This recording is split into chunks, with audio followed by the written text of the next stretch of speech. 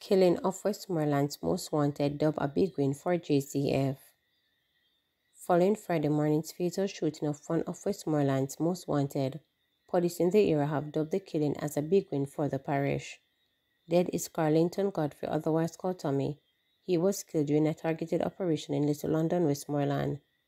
According to Deputy Superintendent of Police and Acting Commander Officer for Westmoreland, Mitchell, Godfrey was linked to numerous criminal activities and was frequently featured in the Jamaica Constabulary Force Wanted Wednesday campaign. The success in the operation is a testament to the fact that criminals are not welcome in Westmoreland or around any area in Area 1. This is a big win not only for the parish of Westmoreland, but also for the entire Area 1, where he has been a main feature of numerous operations, DSP Mitchell noted. Westmoreland's most wanted man, Carlington Tommy Godfrey, is now dead. Carlington Godfrey has been the feature of numerous targeted operations within the Westmoreland Division for a number of years. He's wanted for murders, shootings, robberies, rapes, and numerous other criminal activities within the parish, and has been featured on the JCF's Wanted Wednesdays campaign for a number of weeks and even months. Based on the information that we received sometime after 8 a.m. this morning, a police team went to a location where he was targeted, and he engaged the law enforcement officers in a gunfight. During the firefight, he was shot and injured and subsequently taken to hospital, where he was pronounced dead. An officer who was on the operation was also shot and injured. He's also receiving treatment at hospital. Now, this operation, we consider it a successful operation, as Godfrey has been wreaking havoc in the parish of Westmoreland, particularly the Frome and Grangeville areas, where he has been featured in a number of violent incidents, including shooting at the police. The success of this morning's operation is a testament to the fact that criminals are not welcomed in Westmoreland or anywhere in Area 1. This is a big win not only for the parish of Westmoreland, but also for the entire area, that is Area 1, where he has been a main feature of numerous operations.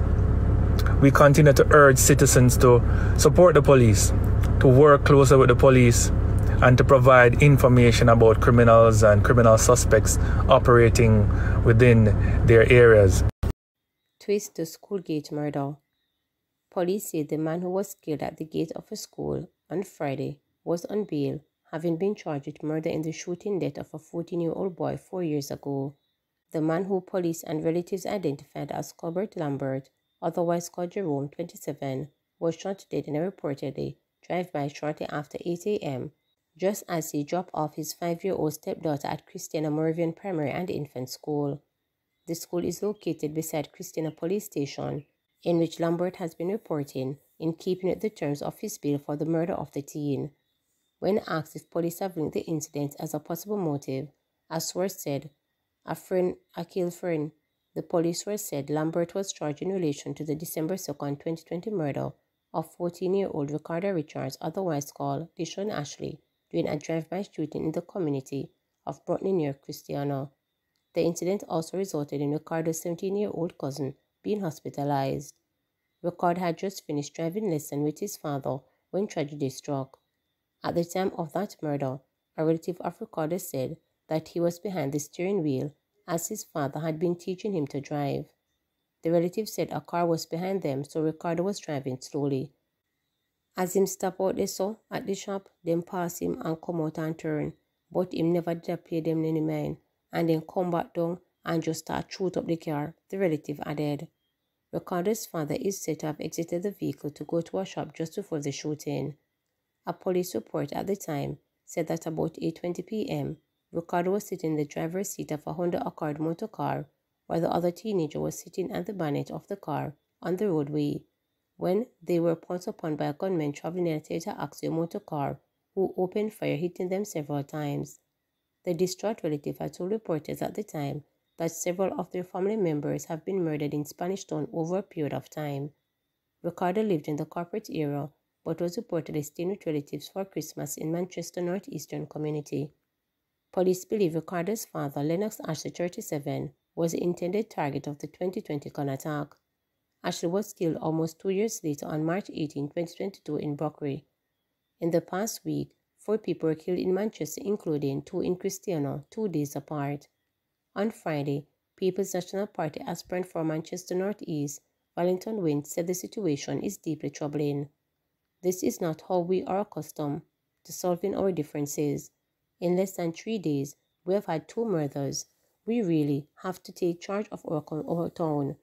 I know the police are making every effort to keep Christiana as quiet and law-abiding town as possible, but for some reason, criminal elements are finding themselves in this town and they are wreaking havoc, he told journalists near the crime scene. We really have to be our brother's keeper, and so we have to start looking at strangers who are coming into our town. We have to report them to the police because these persons who are coming in are bringing violence into the town. We want Christiana to return to the peaceful town that we are accustomed to. This can't be good. This is really a very bad situation in the northeast Manchester, he added. St. Wallace, principal of Christiana High, which is across the road from Christiana Moravian School, said the shooting was traumatizing for the school community. It is really disheartening and stressing to come out in the first week of school to see what is happening in the Christiana town. It is really unprecedented. We have never seen the likes of this kind of crime and violence in this era, and so, you can see clearly, the parents are concerned, he said, as word parents descended on the primary school while it was on lockdown. It is just rough, and we know the condition of trauma that the children had to go through just to see an incident like this unfold right in front of them, added Wallace. St. Catherine man charged over fatal stabbing granted $800,000 bail. A man charged for the stabbing death of another during a dispute over a woman was granted $800,000 bail in the St. Catherine Parish Court. Anthony Taylor, 29, was ordered by Parish Court Judge Janelle Nelson Gale to relocate from Spanish Town and to report to the Grandspent Police Station in St. Andrew 3 times weekly.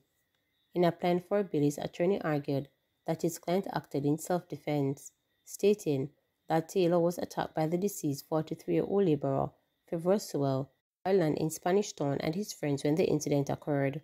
Taylor was ordered to return to court on November 8. Allegations are that about 12:30 p.m. on July 21, the accused and Sewell had a dispute over a woman which got physical. During the fight, Sewell was reportedly stabbed several times by Taylor. The injured man was hospitalized. Following a question and answer session with the police, Taylor was charged with wounding with intent. Sewell subsequently died on July 23rd, and the charge against Taylor was upgraded to murder. Ministry transforming healthcare delivery to meet demands of seniors.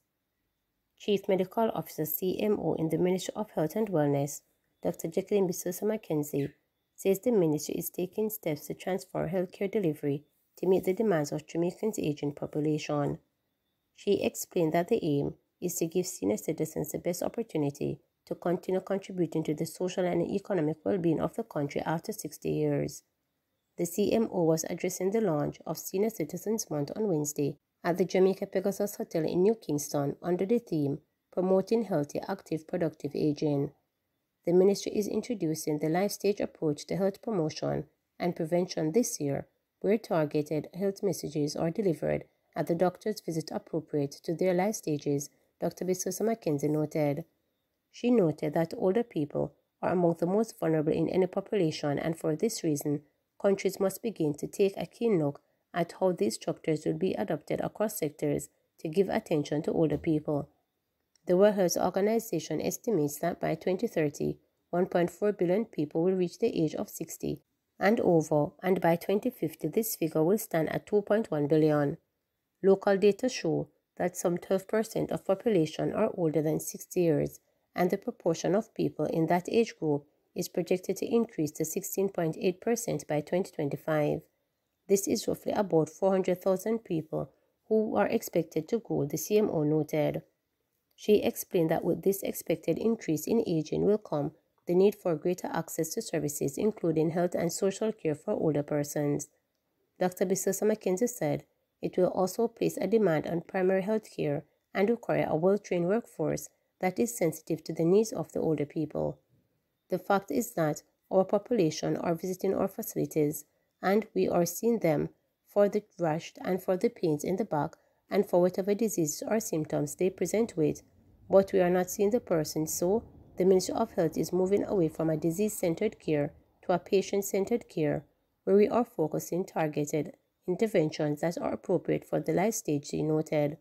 So the elderly patients that visit our health centers, we are promoting that the key screening that needs to be done for them is discussed with them so that they are aware, the CMO explained. These targeted messages include conversations with oral health, managing fertility, nutrition, changes and managing depression and feeling of anxiety.